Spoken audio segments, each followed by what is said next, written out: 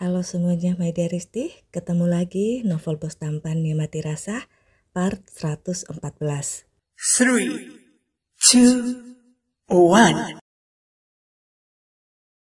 Sejurus kemudian, Mona berteriak histeris karena terdengar lagi bunyi tembakan dan suara orang berteriak. Amara menarik Mona, agak menyeretnya ke dekat Alana. Alana menggenggam tangan Mona, berusaha untuk menenangkannya. Gak apa-apa nak, kau aman di sini. Tidak ada yang bisa melukaimu selama ada kami, kata Alana membelai rambut Mona. Ara mau keluar dulu mom, mau lihat ada apa yang terjadi di luar. Dewa di luar mom, kata Amara cemas. Alana mengangguk. Kau tolong jaga mami ya, jangan kemana-mana, kata Amara pada Mona lalu keluar. Dim dan Dio sudah keluar terlebih dahulu saat terdengar tembakan tadi. Di aula samping ruangan pertemuan yang disiapkan untuk media dan tempat karyawan berkumpul, tergeletak seseorang bersimbah darah. Orang itu berpakaian rapi dan memakai dasi. Siapa dia? Tanya Dim. Paman, bukankah orang itu tadi ada di ruangan pertemuan? Dewa sangat ingat, bahkan dia ngobrol lama dengan salah satu dewan direksi. Kenapa dia ditembak? Siapa yang menembaknya? Tanya Dewa dengan agak berbisik. Steve, apa bisa lantai ini dikosongkan? Hanya boleh pemilik saham dan dewan direksi saja yang boleh ada di sini, kata Dim. Steve pegawai resmi di Dirgantara Company, jadi lebih berhak untuk meminta orang-orang keluar dari ruangan di lantai itu. Kau meremehkanku, aku masih pimpinan di sini. Terdengar suara Mike dari samping Clay. Oh maaf bro, aku tak melihatmu tadi. Sekarang tunjukkan powermu bro, kata Dim. Mike pun bertindak dan memerintah mengosongkan seluruh lantai. Si penodong Mona dan penembak Alana sudah diamankan. Polisi akan segera tiba, mereka yang akan membawa orang yang tertembak ini, kata Steve. Orang-orangku juga sudah bergerak menyelidiki, kata Clay. Siapa yang menembaknya? Apa si penembak ada di antara wartawan atau karyawan? Dewa tetap penasaran. Amara datang dengan muka cemas. Sebaiknya kita ke ruangan Steve, kata Dim. Beberapa saat kemudian, 2 orang dari dewan direksi masuk ke ruangan Steve itu. Keputusan dan penentuan pimpinan baru kita tunda dulu, situasi tidak aman, kata ketua dewan direksi menatap Alana. Kami akan bicarakan dulu pak, mohon beri waktu, kata Alana.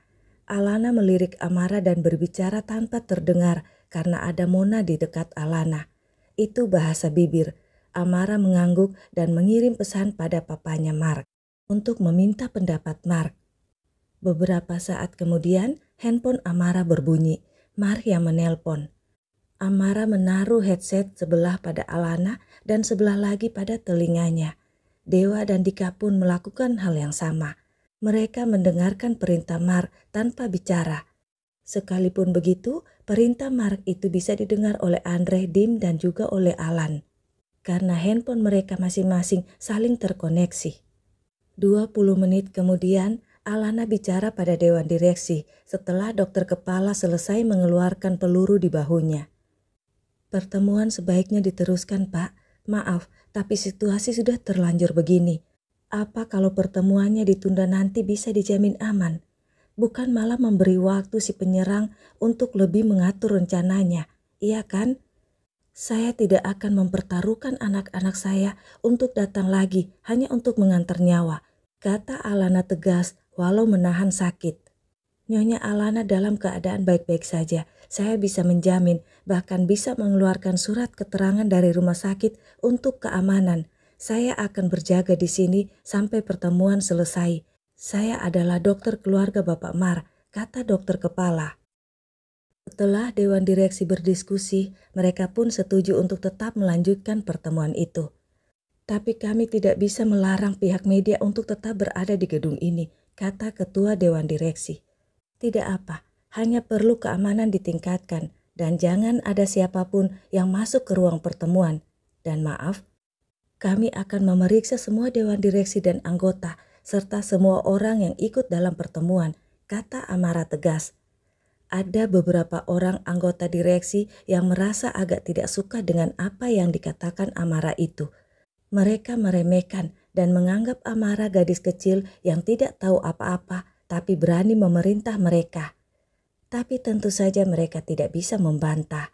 Amara, pemilik saham terbesar, juga anak sah dari pendiri Dirgantara Company yang bisa saja akan jadi pimpinan mereka dan tentu saja sangat bisa memecat mereka nanti. Mereka hanya bisa diam dan saling memberi kode di antara mereka. Alana memperhatikan mereka dengan diam-diam, mengingat wajah-wajah mereka.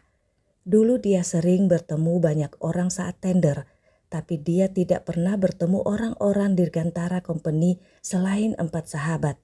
Sekarang dia harus mencari info semua orang-orang yang bekerja di Dirgantara Company untuk mengantisipasi saat Amara jadi pimpinan nanti. Dim dan Steve lah yang mendapat tugas itu. Sementara semua aset yang dimiliki maupun tindak tanduk mereka di luar perusahaan diselidiki oleh Mike si pelindung dan Alan. 30 menit kemudian pertemuan dilanjutkan. Semua orang yang masuk diperiksa. Mona yang awalnya angkuh dan judes terlihat masih ketakutan dan diam tak bicara. "Jangan jauh-jauh nak, kau duduk dekat kami sini saja," kata Alana. Mona mengangguk patuh. Dia melirik pada Mike ayahnya yang jadi sangat cuek padanya. Ketenangan pertemuan itu hanya sesaat. Keributan terjadi saat Rena, istri Mike dan mamanya Mona itu teriak-teriak berontak ingin masuk saat ditahan security di depan pintu ruangan pertemuan. "Usir dia nggak punya hak apapun di sini," teriak Mike marah. "Aku berhak masuk, anakku pemilik saham. Mona, bertahan nak. Kau harus jadi pemilik Dirgantara Company. Mona!" Teriakan-teriakan Rena itu kemudian hilang karena sudah diseret security. Sementara Mona hanya diam agak bingung. Alana menggenggam tangannya. Pertemuan pun tetap dilanjutkan. "Sekarang kita akan memutuskan siapa yang berhak jadi pimpinannya. Hasil suara mutlak dan tidak bisa diganggu-gugat. Silakan tulis nama calon yang Anda pilih di kertas yang akan dibagikan," kata ketua Dewan Direksi yang sekaligus jadi pimpinan pertemuan. "Maaf Pak Ketua, bukannya pemilik saham terbanyaklah yang berhak menentukan," sela Dim tapi tak dihiraukan oleh Dewan Direksi. "Interupsi," Amara mengangkat tangan. "Ketua yang terhormat, izinkan kami." Alana pun bersuara tapi sama sekali tidak digubris. Orang-orang menulis di kertas yang dibagikan, setelah itu dikumpulkan dan dihitung. Protes dari Alana, Amara, juga 4 sahabat sama sekali tidak dihiraukan. Alana dan 3 anaknya dan 4 sahabat, juga Mike dan Mona, tidak menuliskan calon mereka. Ajaibnya, setelah suara itu dihitung, ketua Dewan Direksi lah yang terpilih jadi pimpinannya. Dim berdiri protes, Mike bahkan menggebrak meja. "Ini tidak sah, saya sebagai pemilik saham terbesar tidak setuju ini," teriak Amara emosi. Keputusan dan hasil suara mutlak tidak dapat diganggu-gugat. Setelah ketua pertemuan agak berteriak dan ingin mengetok palu. "Kata siapa mutlak? Itu aturan dari mana?" Terdengar sebuah suara dan seorang laki-laki masuk ke ruangan dan berjalan menuju ketua pertemuan. Suasana jadi hening seketika. Semua mata terkejut tertuju pada laki-laki itu. "Mark? Itu Mark?" Semua orang menyebut nama itu. Alana, Amara, Dewa dan Dika menatap laki-laki itu dengan curiga. Begitu juga 4 sahabat. "Mark? Dia Mark? Adikku itu masih hidup?" celetuk Mike. Dewan Direksi tak kalah terkejut, apalagi ketua pertemuan yang terlihat sangat marah. "Anda siapa?" teriak ketua pertemuan. "Aku siapa? Apa kalian tak mengenaliku? Bukannya tadi kalian semua menyebut namaku? Aku siapa? Ya jelas, aku Mark Putra Dirgantara, pendiri sekaligus pemilik perusahaan ini," kata laki-laki itu. "Mom, itu bukan Daddy," bisik Dewa pada Alana. Alana memberi kode pada Dewa untuk diam. Begitu juga saat Dio ingin protes, Alana meminta Dio diam. "Kita ikuti dulu dan kita lihat apa maunya orang itu. Dia benar-benar mirip Mark, tapi kita tahu itu bukan Mark," kata Alana dengan suara pelan. 3 anaknya, juga 4 sahabat mengangguk samar. "Kau benar-benar Mark? Kau masih hidup? Itu tidak mungkin," teriak Mike. "Kata siapa tak mungkin? Periksalah aku. Kalau perlu, tes DNA di sini, di depan mata kalian." Belasan tahun lalu, ada yang ingin membunuhku dengan menyabotase mobilku, membuat aku celaka. Tapi aku tak mati. Bertahun-tahun aku koma dan berjuang hidup. Dan semesta merestuiku.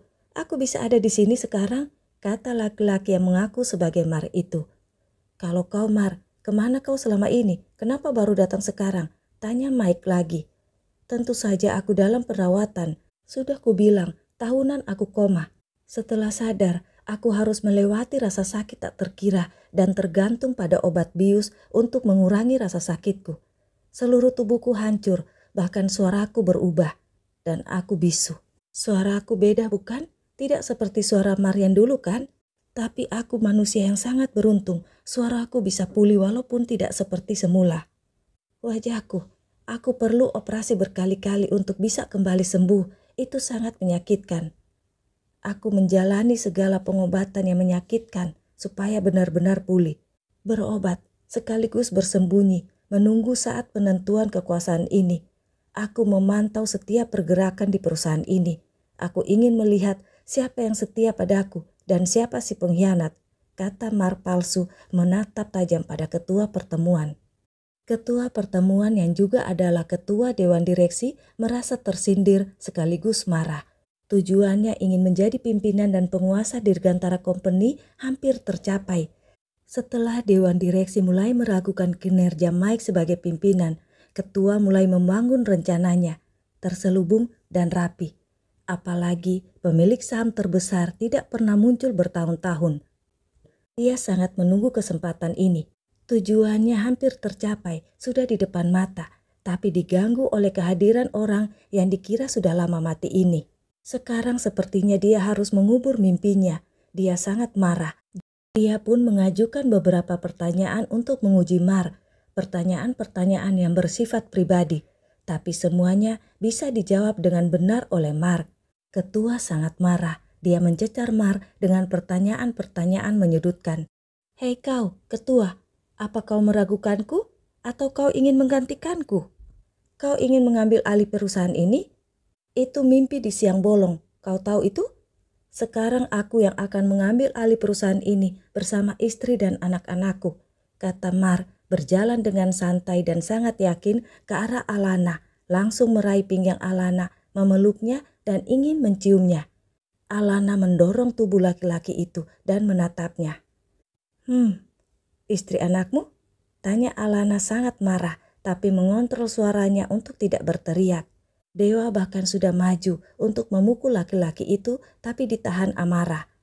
4 sahabat pun langsung berdiri menghalang antara Alana dan Mar palsu itu. Jangan berani menyentuh istri dan anakku kalau kau tak ingin mati kedua kalinya. Terdengar sebuah suara dari sudut ruangan. Semua menoleh. Dad, teriak Dewa. Like a bird on its way back home, I could never let you go, and I just want you to know